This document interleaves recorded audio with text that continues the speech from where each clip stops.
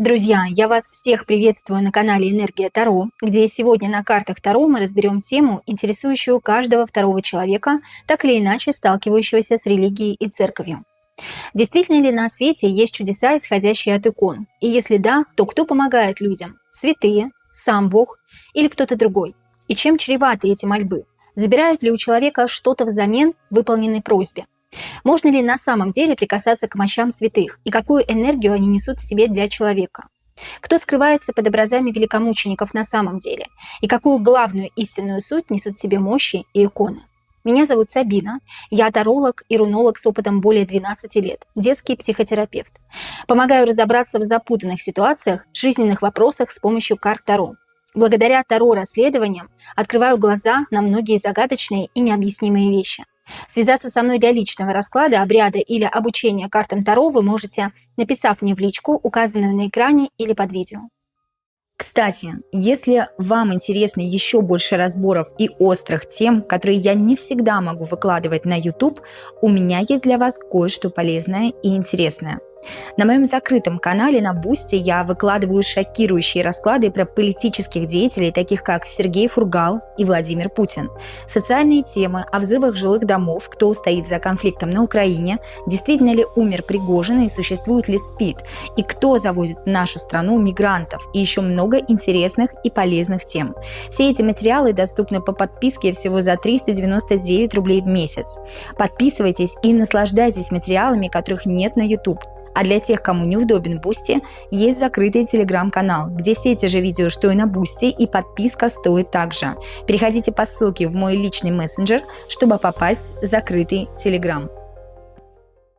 Доказательств так называемых чудес, казалось бы, великое множество. К примеру, женщины, обратившиеся к Матроне Московской и вроде бы точно понимающие и знающие свое бесплодие, после мощей святой беременеют и рождают на свет здоровых детей.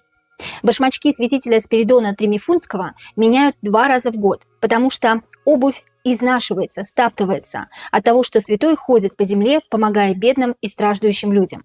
Это ли не чудо? И икона Иисус моргающий открывает и закрывает глаза. На грешников она не смотрит, а на праведных наоборот. Как это все объяснить? Давайте разбираться по порядку. Сегодня с нами карты Таро Тота Алистера Кроули. Здравствуйте, карты. И первый ряд вопросов у нас будет об иконах. И первый вопрос звучит так. Карты, скажите нам, пожалуйста, действительно ли молитва человека перед иконой святого работает, помогает человеку в его просьбе и обращении к святому? Действительно ли молитва человека перед иконой святого работает, помогает человеку в его просьбе и обращении к святому? Так ли это? Абсолютно точно. Тройка жезлов. Тройка жезлов говорит об объединении нескольких эгрегоров. То есть это не только сам святой помогает. Вполне возможно, что это помогает Господь Бог. Вполне возможно, что это помогает сам человек своей энергией. Но здесь объединение. Каждый эгрегор подстраивается под другой эгрегор. И когда человек молится и обращается к иконе, то, соответственно, не сам святой, а взаимодействие нескольких энергий помогают человеку. Давайте узнаем, кто именно помогает человеку. Кто помогает человеку, который молится перед иконой святого? Помогает сам святой? В какой-то степени, да. Четверка кубков нам опять говорит о объединении, да? Объединение, что-то новое строится. Объединение чего-то или кого-то. Четверка кубков младший аркан, и святой в какой-то степени, да, помогает, но не в большей степени. Помогает ли сам Бог, Творец Вселенной? Вот интересно, да, карта дьявола у нас вышла. Дьявол помогает Бог, но помогает Бог другой. У нас есть 2 бога, как известно. И как бы вы сейчас со мной не спорили, Бог-дьявол – это тоже Бог. Бог – создатель матричной системы, нашей системы, который подарил нам с вами аватары, который подарил нам с вами энергию существования на этой земле. И есть Бог-творец, свет. Есть тень, есть свет. Свет, который полностью создал всю Вселенную. Откуда мы появились с вами как дух. И откуда мы с вами появились как материя, нас создал Бог, демон, демиург, по-другому, да? Ну, все привыкли называть его дьяволом и почему-то привыкли видеть в образе козла. И здесь помогает матричная система больше, потому что мы с вами находимся в матрице. К сожалению или к счастью, у нас есть экран, который не дает нашей аджни чакре связываться с высшим Богом. с Творцом, со светом. Этот экран говорит о фатализме. Очень многие люди, если вы слышали, часто говорят, это должно быть так, а не иначе, это мне по судьбе. Вот если Бог так считает, что это мне не нужно или что мне это нужно, ну, значит, так пусть оно и будет. Эти люди фаталисты, и они не дают своим желаниям сбыться. И в основном, в основе своей, люди, обращаясь к иконам, понимают, что они сами не могут творить чудеса, хотя все совершенно наоборот. Человек – это истинный творец чудес. И обращаясь к иконе, человек молит икону, и поэтому у него работает этот экран. Работающий экран не дает ему связываться со светом, и он связывается только с тем, что есть в матричной системе. Именно поэтому человеку помогает не тот Бог, что свет, а тот Бог, что тень. Но он тоже помогает, друзья мои. Обратите внимание, что вышел дьявол, да?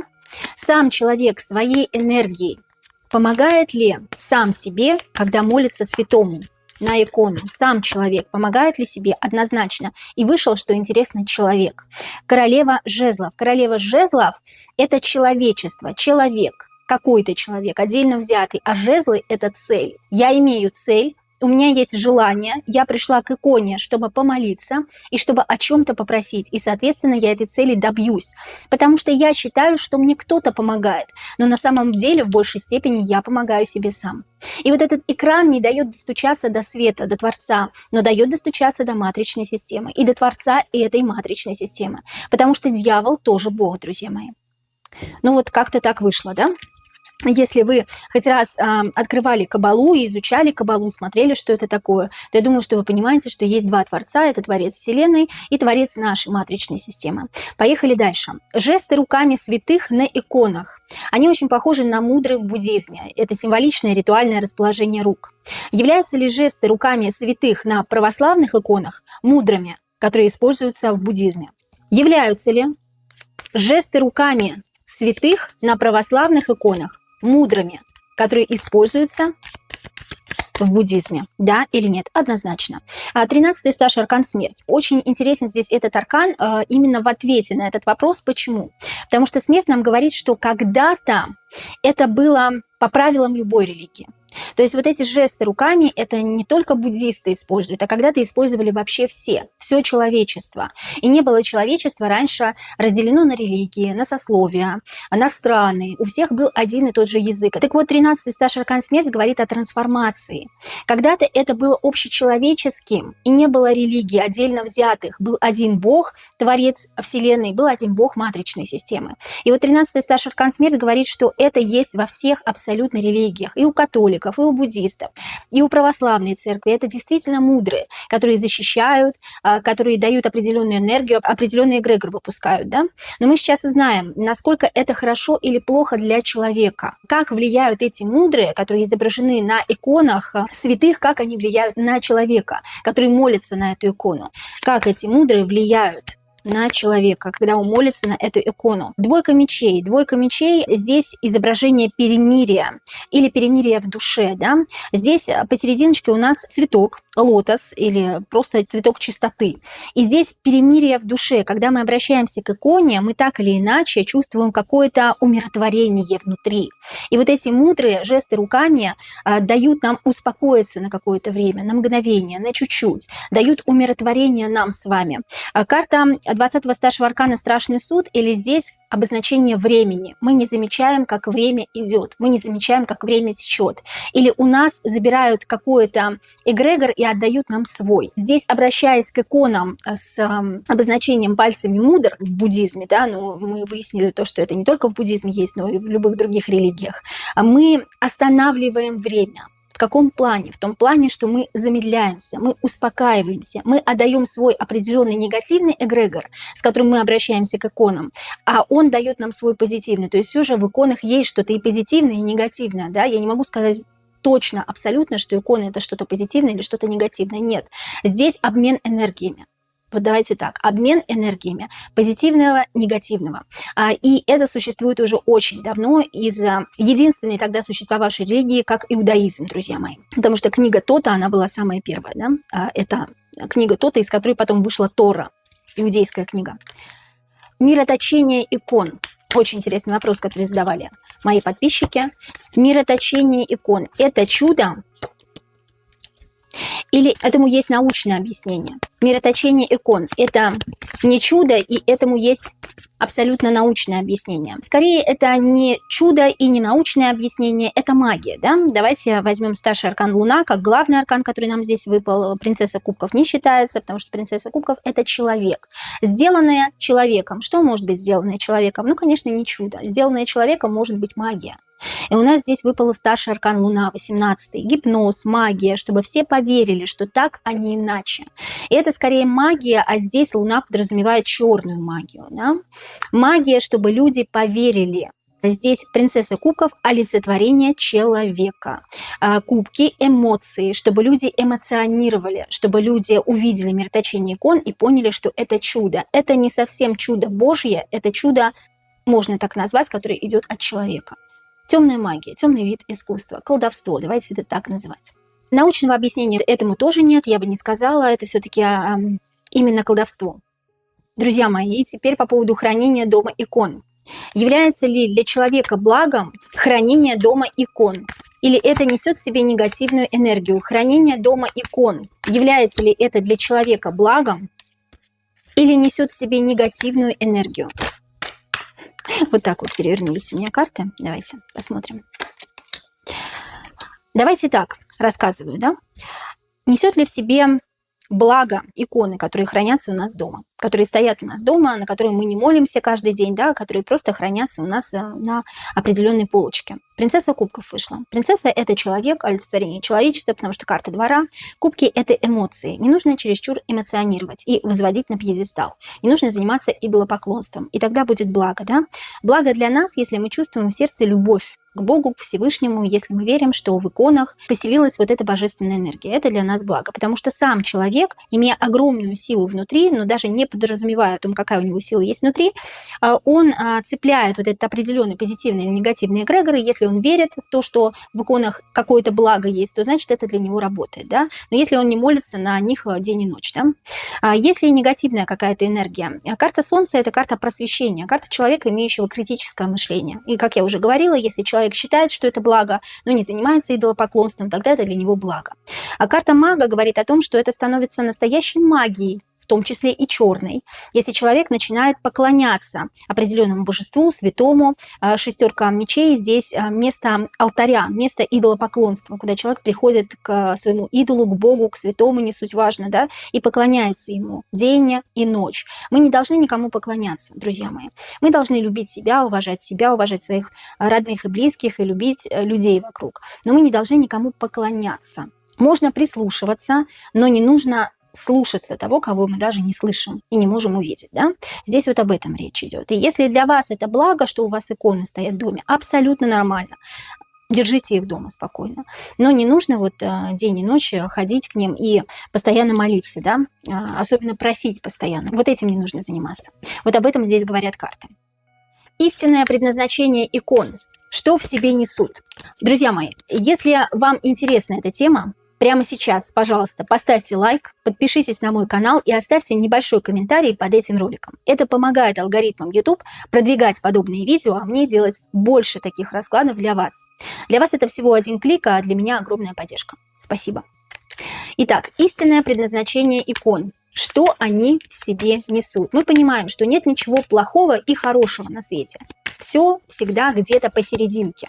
Нет черного и белого. Если кто-то думает о том, что есть только черное и только белое, это тоже плохо, друзья мои. Итак, истинное предназначение икон. Что в себе несут иконы? Вот здесь разрушение карты, да? Карта разрушения, карта какой-то войны, карта борьбы. Почему? Я сейчас объясню вам, почему карты это показали. Потому что религия сама по себе разделяет людей атеистов и религиозных. И делает из атеистов очень плохих людей, делает из религиозных фанатиков, как считают другие люди, атеисты. И здесь иконы и сама религия могут разделять людей. И между людьми вспыхивают ссоры, войны, конфликты. Об этом говорит нам карта пятерки дисков. Пятерка дисков в данном случае, вообще пятерка пентаклей, она именуется в классической колоде. Что у нас на дне колоды? Что несут в себе иконы? Да, семерка мечей. Семерка мечей – обман. Возможно, в какой-то степени обман тут говорится именно то, что церковь нам сулит, да, какие-то обманчивые перспективы. Вот если вы придете к этим мощам, если вы пожелаете чего-то, действительно получите это, да, в какой-то степени церковь нас обманывает для того, чтобы мы шли в церковь, для того, чтобы мы ставили свечку, для того, чтобы мы несли деньги, да, это все-таки церковь, это все-таки огромный магазин. Давайте так это назовем. Пусть это ни для кого не будет оскорбительным, потому что кто-то считает действительно, что церковь – это дом Бога. Нет, дом Бога не в церкви, друзья мои. Бог живет везде, во Вселенной. И не только в церкви. И не думайте, что если вы пойдете в церковь и поставите свечку, вы поклоняетесь именно Богу. Бог везде, в вашем сердце. И здесь говорится о неком обмане. Иконы созданы все-таки для того, чтобы действительно их покупали, для того, чтобы они были насыщены вот этим христианским церковным эгрегором. И для того, чтобы люди, обманываясь, шли и постоянно поклоняясь своим идолам. А идолопоклонство – это грех. Хотя в православии говорят о том, что идолопоклонство – это грех, мы сами занимаемся, сами того не понимая, идолопоклонством, когда постоянно ходим и поклоняемся, да, иконам. Но в то же время двойка кубков, вот здесь я вытянула карту, захотела убрать эту карту, семерку мечей, в то же время двойка кубков говорит о слиянии энергии. Слияние одной энергии в другую энергию. Иконы дают нам определенный эгрегор, и мы даем им определенный эгрегор. И это нам в какой-то степени тоже помогает. Но вот эти карты говорят о том, что разъединение людей, оно существует. За счет чего? Не только за счет икон, не только за счет церкви, а в принципе за счет религии. Да? Нас покупают за счет религии. Друзья, следующий раздел у нас – это мощи.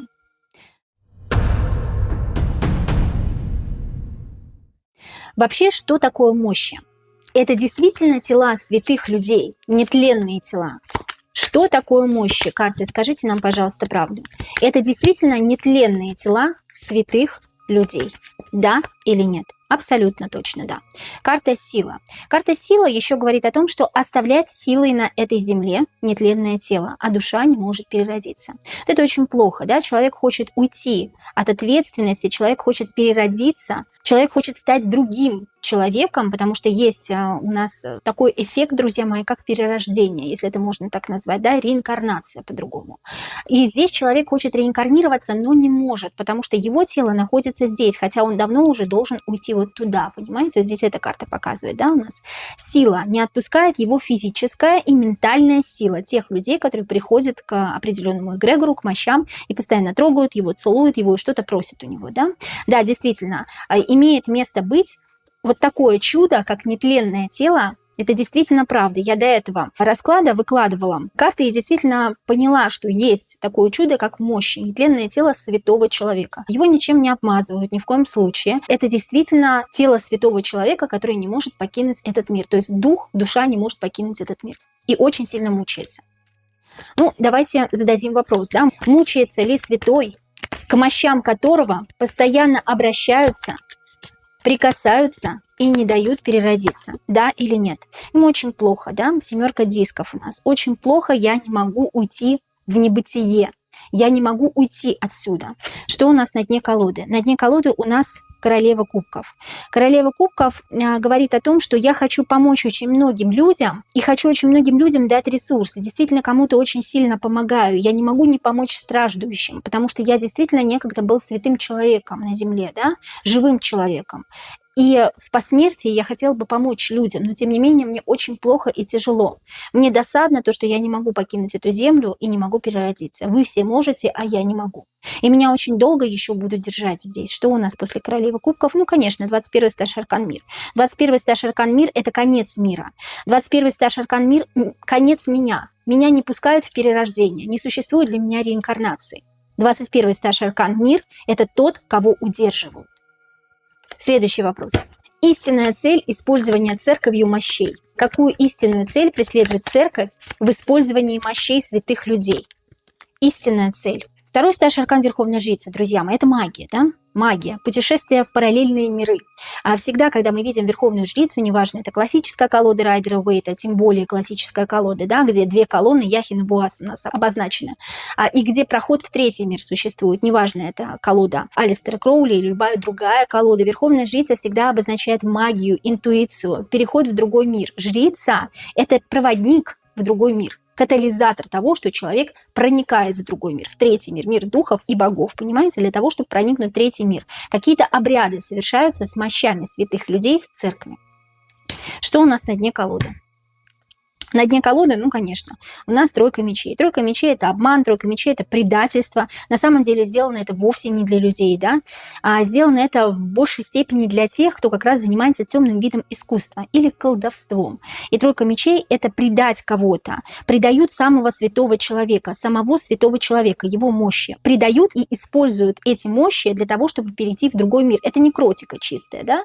То есть если, давайте логически подумать, нетленное тело, но оно все равно тело мертвого человека, неважно, святого, не святого, это некротика. Это погибший, умерший человек. Это тело, через это тело возможно перейти в другой мир, в астрал. Понимаете? И этим как раз пользуются люди, которые в этом что-то понимают. Я не говорю за всех священников, я говорю за отдельно взятых личностей, друзья. Следующий вопрос. Мощи – это благо для людей именно? Или они за счет своей некротической энергии несут в себе негативные программы? Мощи – это благо для людей? Или они за счет своей некротической энергии несут в себе негативные программы? Мощи – это благо для людей? Карта Луна. Ну, посмотрите, да? Луна – это всегда негатив. Луна – это всегда деструктивные программы. Луна – это только то, что кажется. То, что кажется нам в нашем отражении. Мир зазеркалья. Когда человек прикасается к мощам, когда что-то у них просят, тем более, когда я видела ролик, мне прислала моя хорошая знакомая и подписчица Ольга, благодарю вас за этот ролик, где тем более люди, окуная ножку святого, пьют после этого святую воду, после того, как туда окунулась некротическая энергия в воду, затем эту воду пьют и дают своим детям, это тем более очень плохо, понимаете, да, что происходит. И это чистая магия. Чистая магия в чем заключается? В том, что с людей потребляют гавах. Эгрегор людей, их энергию, их силу, их мощь забирают себе в церкви. Все это происходит в церкви, на ваших глазах, понимаете? Люди особо религиозные, пожалуйста, вдумайтесь в то, во что вы пьете, во что вы верите, что вы трогаете. Я не говорю, что все плохо. Мы сейчас только что с вами изучили то, что иконы и хорошо, и плохо, мощи и хорошо, и плохо. Ну, сами посмотрите, да, Луна – это негативная карта. Деструктив. Либо это какие-то негативные программы. Да, мы спросили, благо ли это? Нет, это не благо. Либо это какие-то негативные программы несут мощь. Ну, конечно, здесь предательство человека, предательство человечества. Две негативные карты, друзья мои, выпали. Обратите внимание, да? Практически те же самые, по-моему, которые выпадали только что. Тройка мечей. Тройка мечей – предательство человечества. А человеку об этом, конечно, не скажут. Да? Человека потребляют, кушают человека через мощи святых людей. Очень страшно, но факт.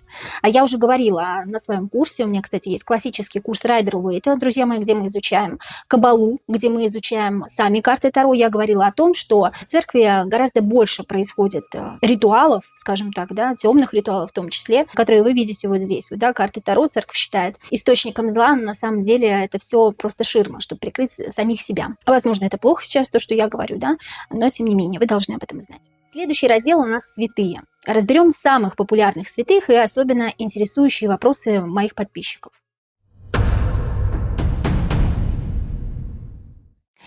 Первый вопрос про Спиридона Тримуфинского. 2 раза в год ему меняют башмачки, так как он стаптывает их, ходит по земле и молится за людей. Так ли это? Это чудо вообще? Это действительно так? Или это какая-то уловка, да, людей, служащих в церкви? Это действительно чудо, и он действительно стаптывает их, так как ходит по земле и молится за людей. Это правда или нет?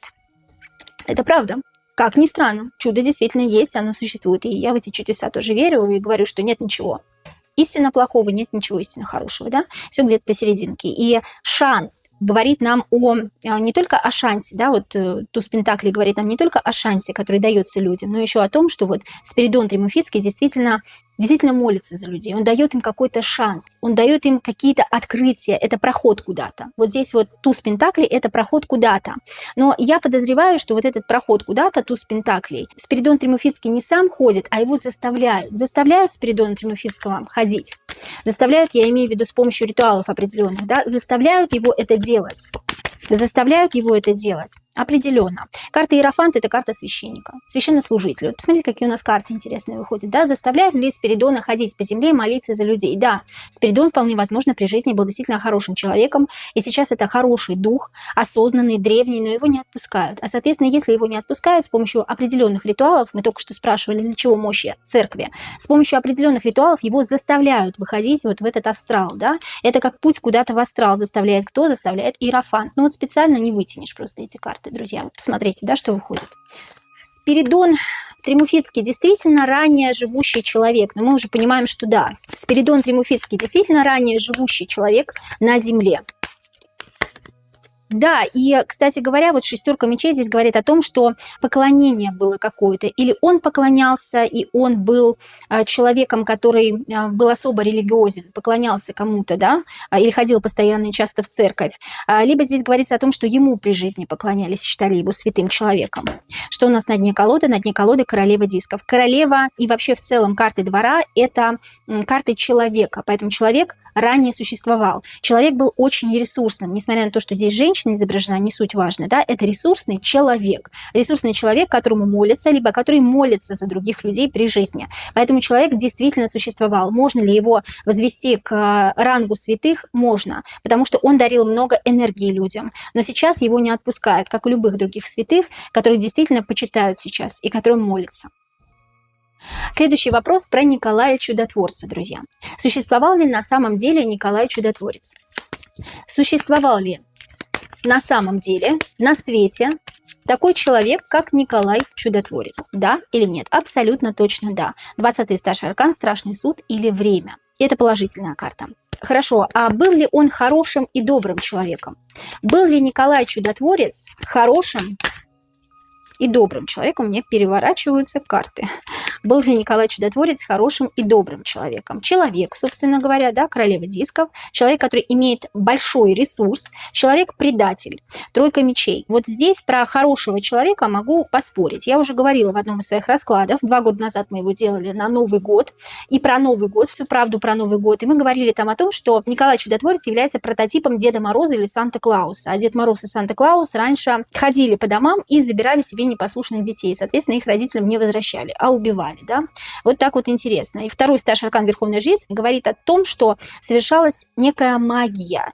Или он был причислен к лику святых, потому что он имел какой-то статус в обществе, да, и занимался какой-то магией. Либо он действительно занимался магией, либо он занимался спиритизмом, медиумизмом, имел какую-то связь с духами, с богами. То есть его почитали именно потому, что его боялись, страшились, а не потому, что он был святым и добрым человеком. Вот здесь вот об этом речь, да? И 20-й старший аркан Страшный суд сразу говорит об этом, потому что это такая серьезная карта. Это карта воскресения или карта времени. Человек, которому не подвластно время. Человек, который, королева дисков, который имеет определенный ресурс. Ресурс – это диски, ресурс – это пентакли. Человек-предатель, который когда-то в своей жизни кого-то очень серьезно предал. И карта тройка мечей снова предательство человечества, обман человечества. То есть нас обманывают, да?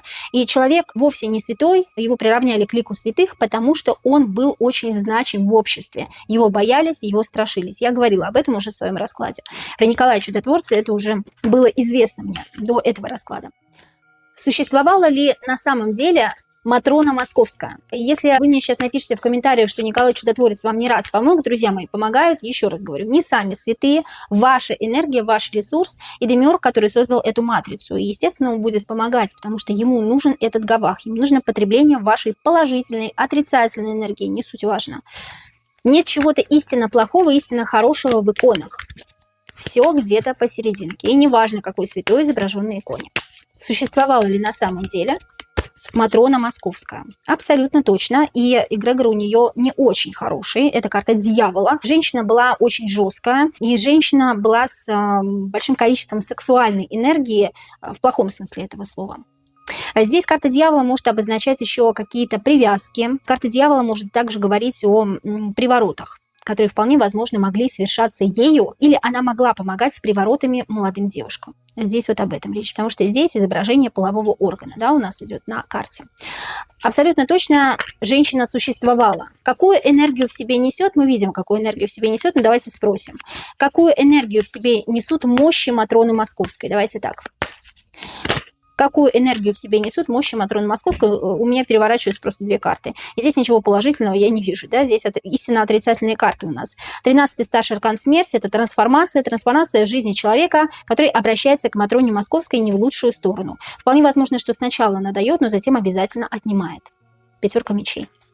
Карты человека, который обязательно проигрывает в этой схватке и который, обращаясь к Матроне Московской, что-то забирает, а что-то забирают у него потом. Обязательно это случается. Вполне возможно, он даже не вспомнит об этом. Ну, там, допустим, женщина забеременела, а через год у нее умер муж. Допустим, вот такого может быть, да, и она никогда не подумывала бы о том, что это забрали у нее, потому что она обратилась к мощам Матроны Московской. А такое происходит очень часто. И у меня есть лично несколько историй, и своя личная история, которую я смогу вам рассказать в комментариях, если вы захотите. Это очень интересно, это тоже про Матрону Московскую. Такой интересный вопрос, почему у Богородицы так много ликов?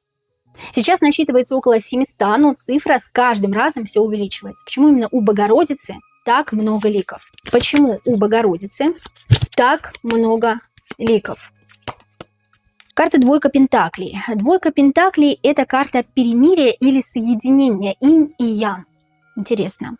Женская энергия. Соединение женской и мужской энергии. Здесь еще говорится о том, что не только у Богородицы так много ликов, но еще у одного отца, прародителя, такое ощущение, что как у Иисуса Христа много ликов, и у Богородицы много ликов. Потому что именно у женской и мужской энергии она должна распространяться везде. Женская и мужская энергия должна распространяться везде. И должны быть разные лики, разные иконы. Вот если заметите, у Иисуса Христа очень много ликов, и именно у Богородицы очень много ликов. Это распространение своей женской и мужской энергии на людей. Все верно. Карта 21-го старшего аркана «Мир» говорит о престоле Божьем посередине, о том, что престол Божий охраняют 4 животных. Это из книги Иоанна Богослова. Одна из самых сложных, наверное, книг о конце мира. И о том, что в конце мира останутся только двое. Мать и отец, прародители, да, и поэтому их должно быть так много и везде. И их должны везде запомнить с разными ликами. Они должны помогать всем в разных обличиях. Здесь вот об этом речь. О престоле Божьем. Божий престол – это мать, которая родила Иисуса Христа, и сам Бог, сам Иисус Христос. Да? И последний вопрос, друзья. Обращаясь к святым, иконам, мощам, человек, получая желаемое, отдает ли что-то взамен? Потребует ли с него плату? Обращаясь к святым, иконам, мощам, человек, получая желаемое, отдает ли что-то взамен, потребует ли с него плату. 8 кубков – карта опустошения. Энергию забирают, да? Это именно не всегда кто-то умирает у человека, да, если он получает желаемое. Это именно опустошение себя, энергии. Почему мы иногда выходим из церкви, ну, люди, которые ходят в церковь, да, я не хожу, почему люди, выходя из церкви, да, опустошение энергии забирают время, представляете, забирают его жизнь, забирают время жизни. Забирают время жизни. Он должен прожить на Земле 50 лет, у него забирают десяток лет, допустим, да? Ну, как минимум от 8 до 10 лет. Кубки – это не только эмоции, кубки – это еще ресурс, да? И забирают время. То есть не всегда забирают какого-то другого человека, если человек получает желаемое, а забирают его собственное время. Собственное время того человека, который обратился к иконам, к святым, к мощам. Это всегда так. Забирают энергию, а значит, забирают время жизни. В любом случае так будет. И так и есть. Ты что-то обязательно отдаешь, какой-то дар. Если ты не отдаешь сам, у тебя его забирают. Друзья, проведя данное Таро-расследование, мы в который раз убеждаемся в том, что не все, о чем говорят в официальных источниках, является истиной в первой инстанции.